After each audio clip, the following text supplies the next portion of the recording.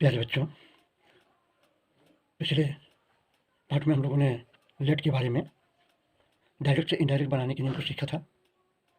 अब इस पार्ट 6 में हम लोग ऑप्टेटिव सेंटेंस के बारे में सीखेंगे कि हम डायरेक्ट से इनडायरेक्ट कैसे बनाते हैं।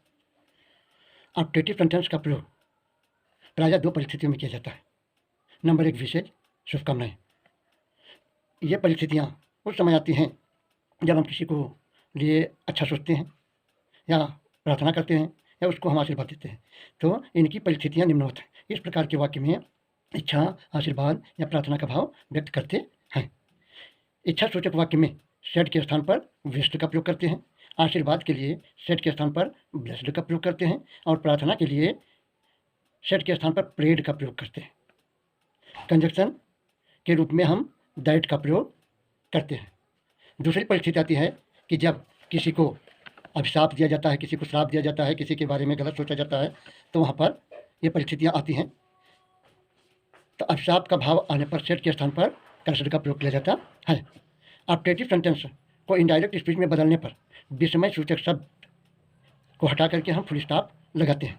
जैसे इच्छा का भाव जब जाहिर होता है विश्ड का प्रयोग करते हैं। He said may you have a happy journey.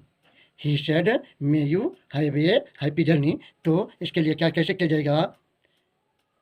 He wished that I might have a happy journey। अब यहाँ पर आपने देखा कि that I might have a happy journey, यहाँ पर इच्छा का भाव प्रकट हो रहा है, इसलिए यहाँ पर वेस्ट का प्रयोग किया गया है। अगला देखते हैं आशीर्वाद भाव।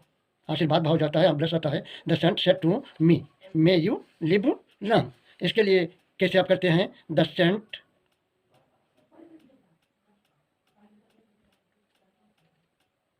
Blessed me that I might live long, that I might live long. अगला एग्जाम्पल हम देखते हैं। इच्छा सूचक भाव आता है, यहाँ पर विश्ड का प्रयोग किया जाता है।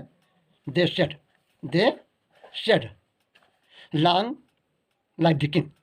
यहाँ पर राजा की लंबी उम्र के लिए इच्छा की जा रही है, तो क्या हो जाता है? They wished that the king might live long.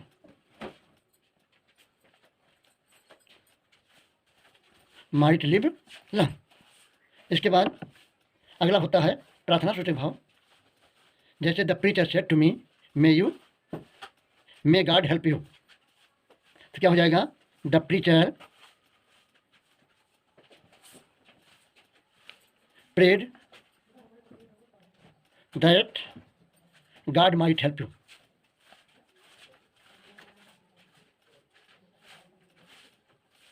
God might help you. दूसरा आता है अगला एग्जाम्पल, जब कर्स का भाव आता है।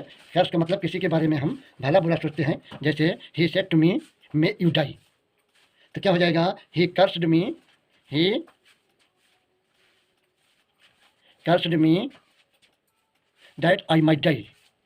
That I might die.